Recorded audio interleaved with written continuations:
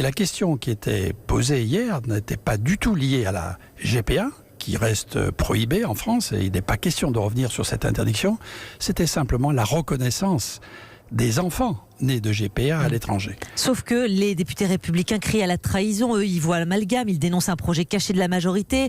Ils disent qu'on vous a envoyé au front. Qu'est-ce que vous leur répondez, Jean-Louis Touraine ? Certains des députés républicains, d'autres au contraire, m'ont envoyé des mots de remerciements et de félicitations pour protéger les enfants nés de GPA, qui ne doivent pas être considérés comme les parias, comme des citoyens de deuxième zone, qui n'ont pas les mêmes droits que les autres. Vous savez, être enfant ne suppose pas qu'on ait choisi son mode de conception.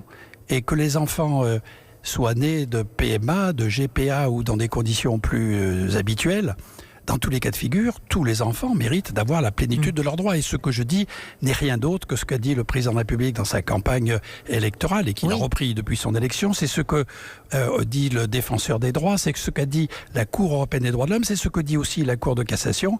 Nous ne pouvons pas rester en France à amoindrir les droits de certains enfants sous le prétexte que nous n'approuvons pas le comportement de leurs parents.